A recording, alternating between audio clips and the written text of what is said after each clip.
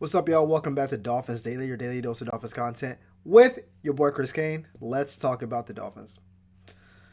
Well, we talked about it yesterday, and it is now official. Jaelan Phillips has been traded to the Philadelphia Eagles, and we talked yesterday that most likely a fourth or fifth round pick would be the offer, but if we can get a third, that would be a tremendous haul.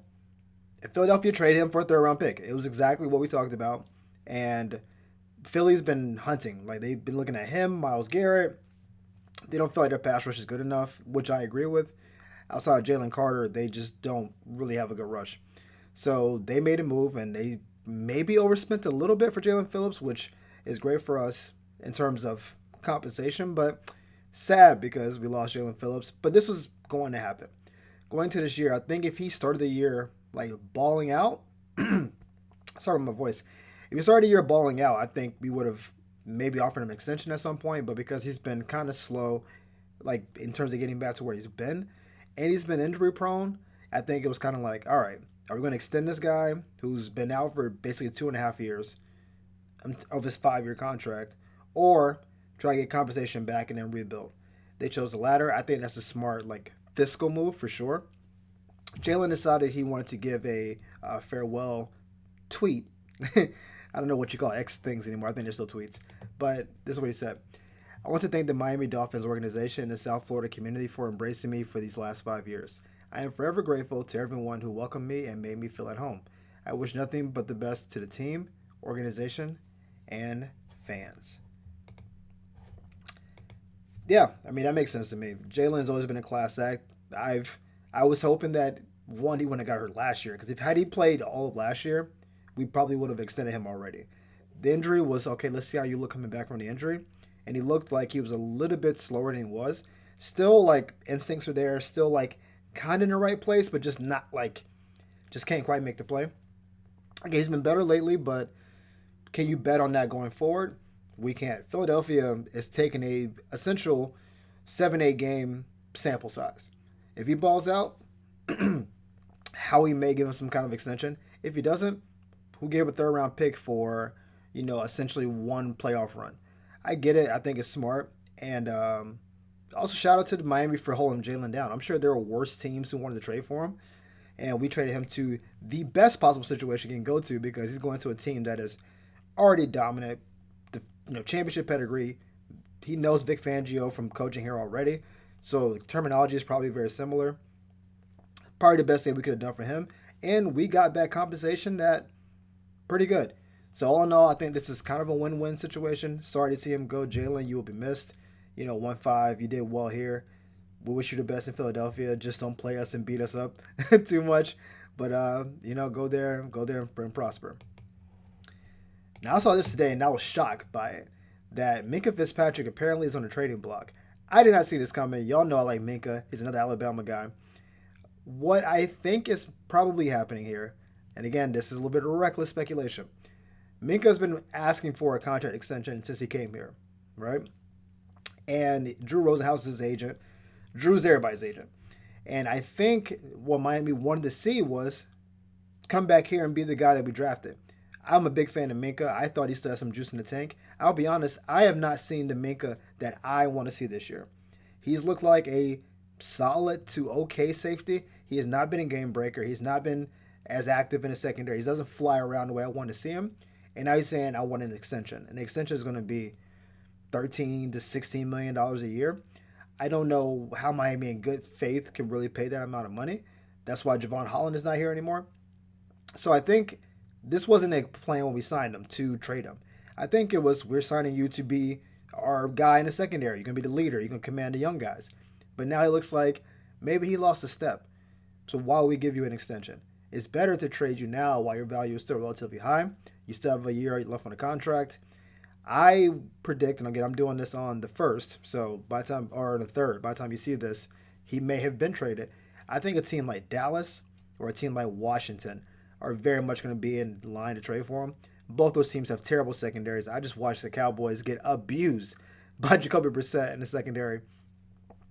And Minka's a big name kind of guy that Jerry likes to do, but they'll need him to do like everything. They will start getting guys back as the year goes on, but they're not good at the safety position. So I can see him going to a team like that. I think we can even get another third round pick for him. We already have three third round picks for next year. I mean, that's crazy. I think a two is really high for Minkah, especially because he's not playing at that level that I want him to be at. But he's still, I think, probably in the top half of safeties in the league. So if he's like the 13th best safety, how much is that valued at? Maybe a team will give up a two. I don't think they will. I think maybe a three and a six at best. If we can get a third and a fifth, that'd be crazy. A second round pick would be off the charts, but I don't think the fervor for him is as high as like Jaelan was because every team needs a pass rusher. I don't care how good you are. A lot of teams feel like our secondary is pretty okay. And Minka's also not young and he has a contract. So you're not trading for a cheap asset. You're trading for a guy who already has money coming to him and is older. That limits your possibilities. So I think the Cowboys, Commanders make the most sense. Um, there could be a team like the Chargers that float out there that could use another guy in the secondary, but I think this is actually a real possibility. I think the Dolphins have made an offer. Like Minkah, if we give you an extension, it's gonna be 2 years, 20. Take it or leave it. And I think Drew's like, we want two for 30. And Miami is doing the Jonnu Smith thing. Okay, go find it. And then Jonnu found 12 from the Steelers, and we said, okay, Godspeed. I think somebody may pay Minkah that amount, but I know we cannot. There's plenty of safeties in the draft. Let's not do that. So I think it's a real possibility that by the time I tape tomorrow's episode, he will no longer be on the team. More trade talk. I mean, this is trade special. Is Bradley Chubb the next to be traded? This, to me, feels a little bit more unlikely than I would have thought, I don't know, 3 days ago. I thought Chubb, again, starting the year with a pay cut. He's getting up, he's 30, getting older. I thought maybe he might be on a block. He still is on the block. He still can be traded for. What I think Miami is looking at now is the idea of him and Chop being the two main DNs next year. Because I think Judon's going to be traded too. Because San Francisco hasn't made a trade with us yet, and they were already asking about Judon. I expect tomorrow morning Judon will be traded to the 49ers.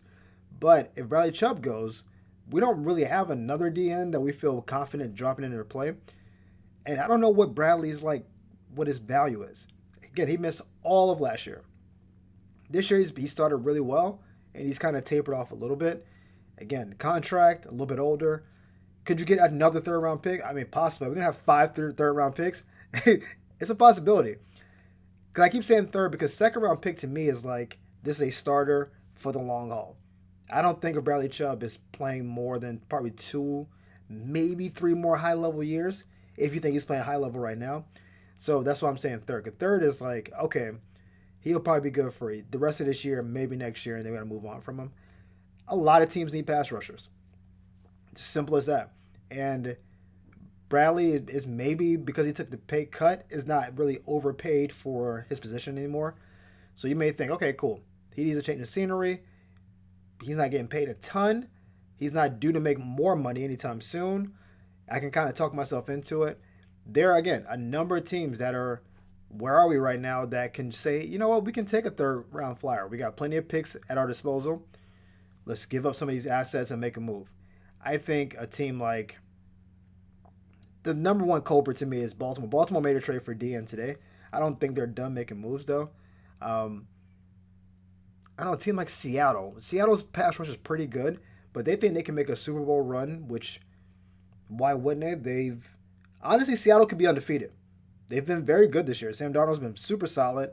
His contract does not destroy the team. He signed one of those like 3-year, I think it's 3-year, like $100 and something million contract, not the like 105, 110 type thing. It wasn't a 150. He's not getting paid top of the market, which means they can kind of spend money.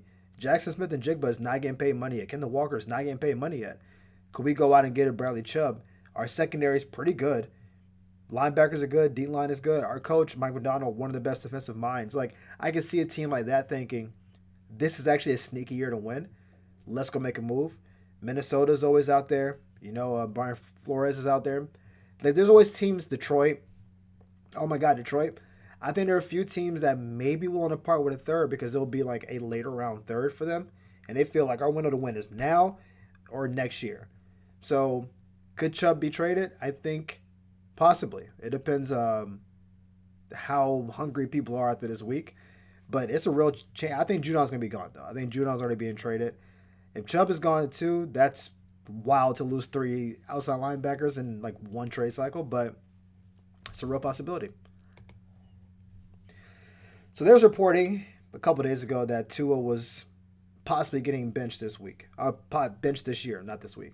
And I said Tua's not getting benched this week, and for sure not against the Commanders because the league won't allow that kind of thing. But maybe after that possibility. Coach McDaniel came out today and said, hey, I'm not even looking at benching Tua. I don't know where these reports came from. Reckless speculation, yada, yada, yada. Let me tell you, those reports did not come from nowhere. Okay, Coach, I hear what you're saying. You're keeping Tua like in the tug, keeping him happy. I get it. I get it. Tua knows that he's not been playing well enough to just say, I should just have my job. Don't question it. He has not played an unquestionably good game to keep his job. Benching him is difficult. You have to figure out the money part of it. I think the Arizona game just showed me something today. Kyler Murray's contract's not that dissimilar to Tua. He's getting paid less than Tua. He's like $46 million a year versus Tua's $53. But their offense is better with Jacoby Brissett. Flat. They are a better offense with Jacoby Brissett than they are with him. I don't know why. I don't know if Jacoby reads the defense faster. I don't know if he just is less of a threat to run, so he has to just be better passing. Kyler can obviously throw. He can throw it really far. He's accurate at times, and of course, electric running the ball. That team is simply better with Jacoby Brissett playing quarterback. I don't know why. I'm watching I actually picked him up in my fantasy league as a backup quarterback, and I'm like, man, this guy's putting up 20-some points a week. Like he's not bad.